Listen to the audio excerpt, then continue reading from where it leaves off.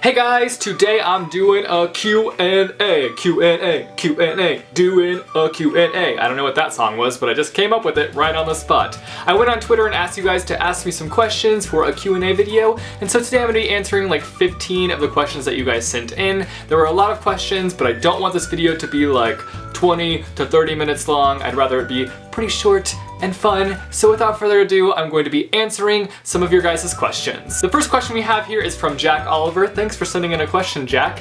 This question is, what are your thoughts on Shadowhunters? Yay or nay? I'm kind of on the nay with the side of yay side of things at this point. The show itself is just not that amazing. I'm just not a major fan of this adaptation right now. The first 3 episodes were just like, bleh. But it's starting to get better. In episodes 4 and 5, I saw some real improvement. So I'm hoping that we just keep moving forward in this direction and that things just continue to get better.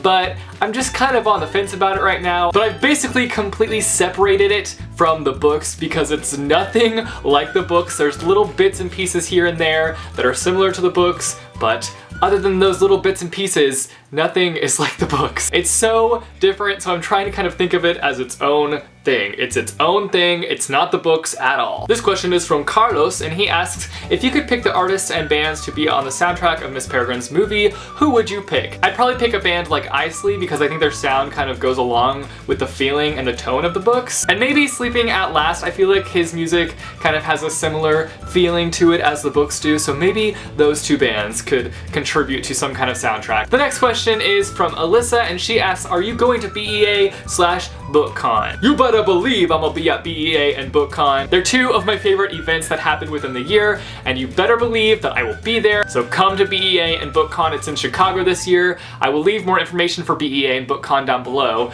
but definitely come, hang out. It's a good time. It's gonna be a lot of fun, and I'm super stoked for it. This question is from Eden, and he asks, if you could bring one fictional character to life forever, who would it be and why? I would want to bring a character to life that would do some good in the world because I think we need more people like that. So probably somebody like Dumbledore, because I think our world could use somebody wise and sensible like good old Dumbledore. This next question is from V, and they ask, if your life could become one of your favorite books, which book would you want it to be? Holy crappy-oli, this is a hard question. I mean, I guess I'll just go with my all-time favorite book, Miss Peregrine's Home for Peculiar Children, because I would love to hang out with the peculiar children, and I would also just love to kind of be in that world. I think it's really fascinating. But also maybe the Archive series by Victoria Schwab, because I would love to be a keeper in the archive. I just think that that would be loads of fun, and I would totally want to be a part of that world. So possibly that, either Miss Peregrine's or the Archive series. I don't know, I can't decide. They're both great and amazing, and I would love to be a part of their world.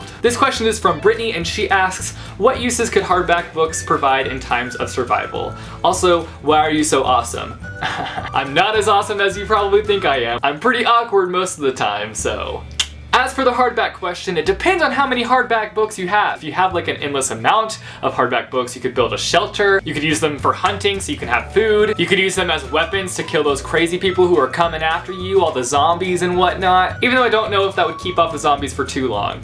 You could burn them to make fire. Wait, no. We don't believe in burning books here. This next question is from another Brittany. Ayo Brittany, what up girl? This question is, if you were to name your kids after fictional characters, who would you name them after and why? For a girl, I would name her Violet from the A Series of Unfortunate Events series. 1, because I adore that name, and 2, because I think Violet is such an intelligent character. She thinks out complicated situations and always finds a solution, and she's also an incredible inventor. And for a boy's name, I would probably pick Wesley from the Archive series. 1, because Wesley is the best, and 2, because Wesley just has such a captivating personality and you just can't help but love him. This question is from Alex, and they ask, if you get majorly spoiled for a book, do you read it anyway? It really depends if I'm interested in the book in the first place. If I was really interested in reading that book, I probably still will read that book. If not, then probably not. But if I find the spoiler interesting, then it might actually make me want to read the book. This next question is from Hannah, and she asks, what state do you live in and why haven't you finished Percy Jackson? I live in Missouri. Missouri represent what?